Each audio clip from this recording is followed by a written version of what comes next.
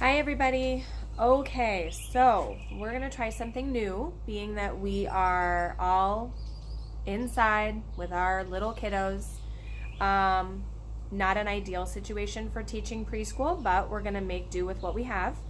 I am having some trouble uploading stuff to Kambu, as are Jill and Sovik.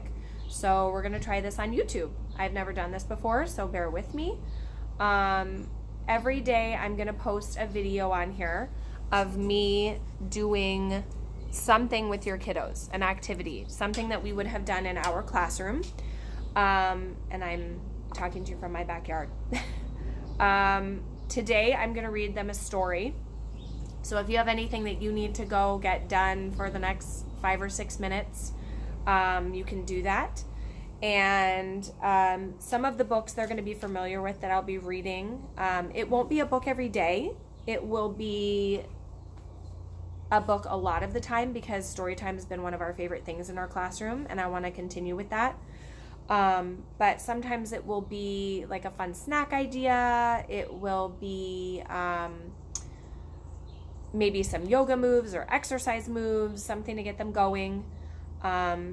Anything like that. And then, there's always going to be art ideas, but like I said, bear with me because I have not done this before.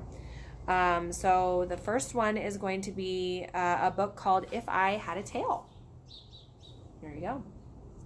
Okay, so we're going to start reading.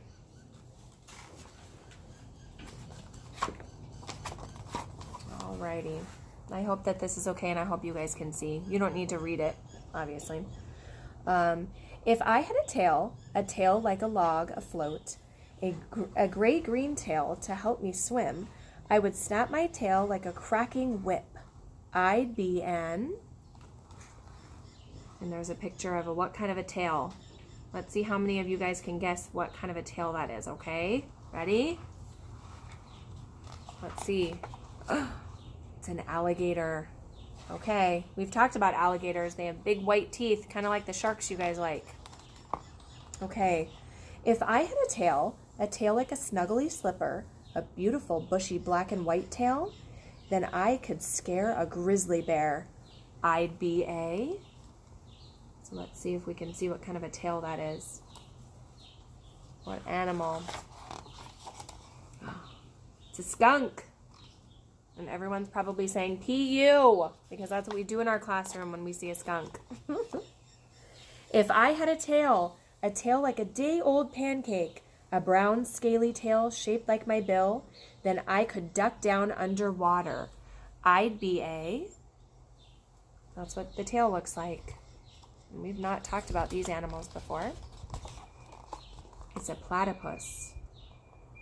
He goes underwater. He has a duck bill, and he has a flat pancake tail.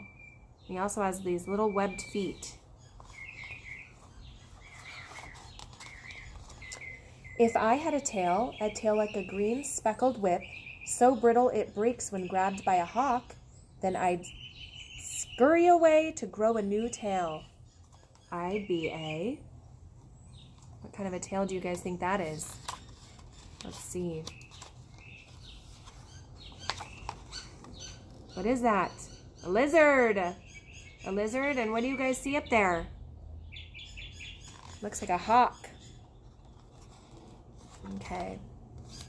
If I had a tail that gripped like a hand, then I could go down a tree, nose first, or take a rest with my head hanging low. I'd be an... So here's the tail. Or tails. And up there you guys see a what? It's a moon. These are opossums. They're nocturnal. They sleep during the day and they come out at night and they hang from the trees. If I had a tail like a colorful fan with plumes that unfold to glitter and shimmer, sprinkled with eyes watching you, watching me, I'd be a... So what kind of feathers are on an animal like that? Let's see, it's a kind of a bird. It's a peacock. We love peacocks. If I had a tail tough as armor, a wraparound tail with bumpy, sharp spines, then I'd tie up to coral as dinner drifts by. I'd be a... So what kind of a tail do you think that belongs to? Let's see. It's a seahorse.